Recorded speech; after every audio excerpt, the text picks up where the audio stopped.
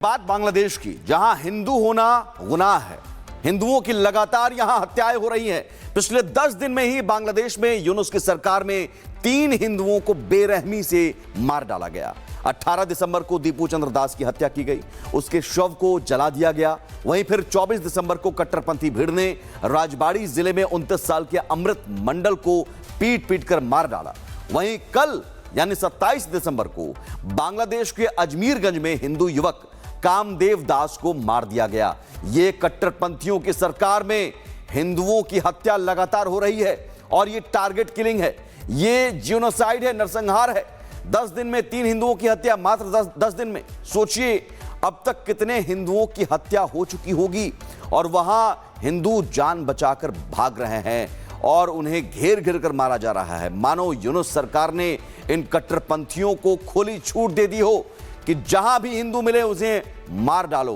3 तस्वीरों के जरिए समझिए कि बांग्लादेश में हालात कितने भयावह हैं। दीपू दास की हत्या की जाती है और वो भयावह तस्वीर हम ब्लर करके दिखा रहे हैं, लेकिन सोशल मीडिया पर आपने भी देखी होगी किस तरह से पहले पीट पीट कर मारा जाता है, फिर पेड़ पर उसके शव को लटकाकर जला दिया जाता है और फिर अमृत मंडल की हत्या होती है 24 दिसंबर को और 27 दिसंबर को अब एक और हिंदू की हत्या, कामदेव दास की हत्या अजमीरगंज में। और ये हत्या का सिलसिला लगातार जारी है। यूनुस सरकार कट्टरपंथियों के आगे घुटने टेक चुकी है और ये बार बार सवाल उठ रहा है कि आखिर कब तक हिंदुओं की हत्या बांग्लादेश में होती रहेगी। तो बांग्लादेश में अल्पसंख्यक हिंदुओं पर हो रहे हमलों को लेकर देश विदेश में गुस्सा बढ़ता जा रहा है।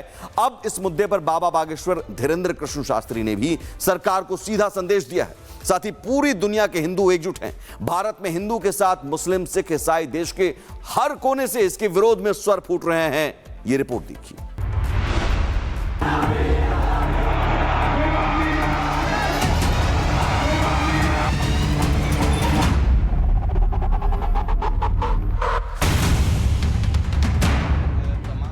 बाबा बागेश्वर धीरेन्द्र शास्त्री ने व्यासपीठ से बड़ा बयान दिया। उन्होंने कहा कि अगर आज बांग्लादेशी हिंदुओं को नहीं बचाया गया तो कल बहुत देर हो जाएगी और इसका असर भारत पर भी पड़ेगा।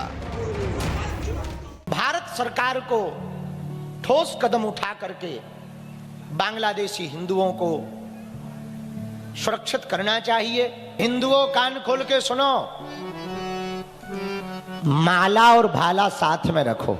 हमें मारना नहीं है किसी को, पर कोई अपन पे हमला करे तो कम से कम तुम अपनी बेटियों को बचा तो सको। अब बांग्लादेश में हिंसा के खिलाफ आवाज सिर्फ भारत तक सीमित नहीं रही। लंदन में भारतीय और बांग्लादेशी हिंदू समुदाय बांग्लादेश हाई कमीशन के बाहर सड़कों पर उतरा और अल्पसंख्यकों की सुरक्षा की मांग की।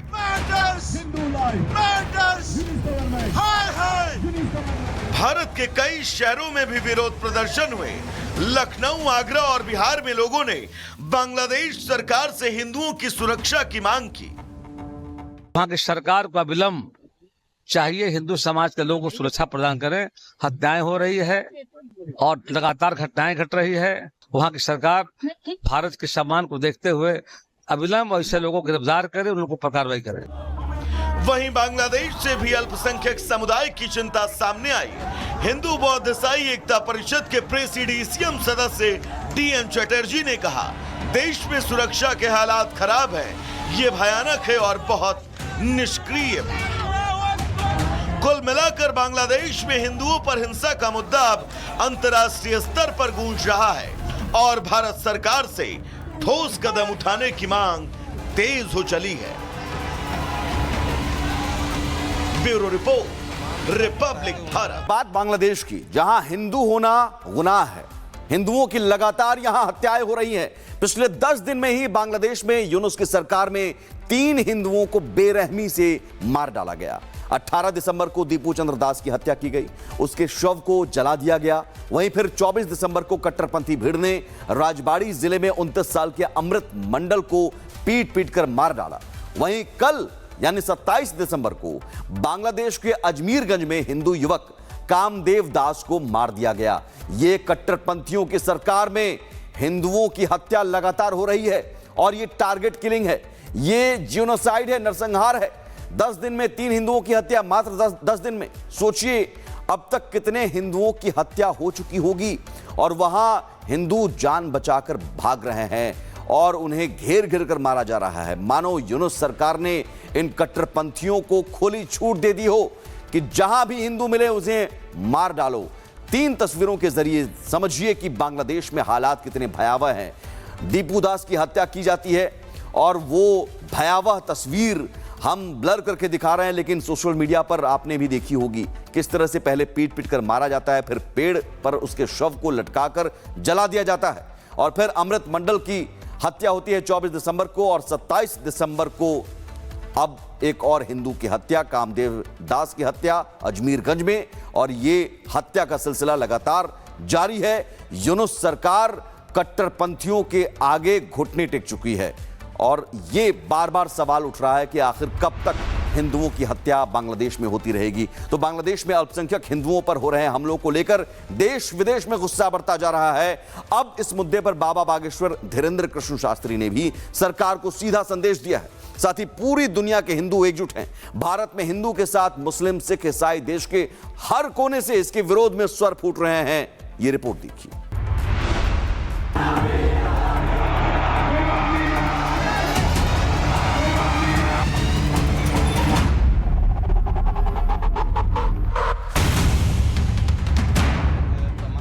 बाबा बागेश्वर धीरेन्द्र शास्त्री ने व्यासपीठ से बड़ा बयान दिया। उन्होंने कहा कि अगर आज बांग्लादेशी हिंदुओं को नहीं बचाया गया तो कल बहुत देर हो जाएगी और इसका असर भारत पर भी पड़ेगा। भारत सरकार को ठोस कदम उठा करके बांग्लादेशी हिंदुओं को सुरक्षित करना चाहिए। हिंदुओं कान खोल के सुनो, माला और भाला साथ में रखो। हमें मारना नहीं है किसी को, पर कोई अपन पे हमला करे तो कम से कम तुम अपनी बेटियों को बचा तो सको। अब बांग्लादेश में हिंसा के खिलाफ आवाज सिर्फ भारत तक सीमित नहीं रही। लंदन में भारतीय और बांग्लादेशी हिंदू समुदाय बांग्लादेश हाई कमीशन के बाहर सड़कों पर उतरा और अल्पसंख्यकों की सुरक्षा की मांग की।